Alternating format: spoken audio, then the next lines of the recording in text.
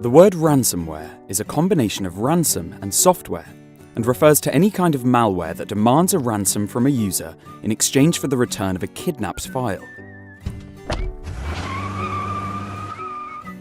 Kidnapped? Ransom? Is this for real?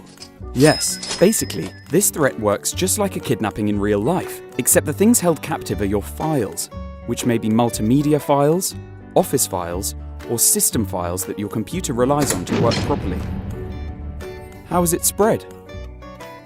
Typical methods are through attachments sent via unsolicited emails, or by clicking on a link in an email that claims to be from a bank or delivery company.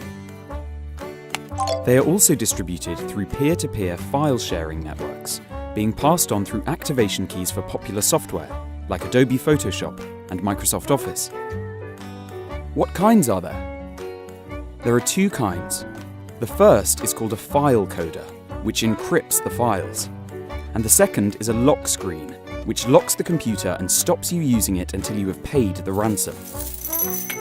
This type of threat sometimes employs psychological methods to trick you and pressurize you into paying. In some cases, the lock screen also incorporates a live transmission of what the webcam is currently seeing, which creates a feeling that someone really is watching you. Other times, the message on the lock screen takes the form of a notice from a national police force, which states that the authorities require you to pay a fine because they have found evidence that your computer contains images of child abuse or bestiality, or that you have visited illegal websites or used pirated software.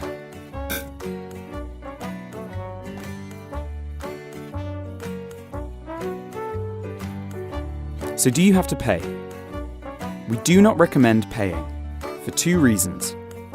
Firstly, there is no way to stop the attackers demanding more money from you.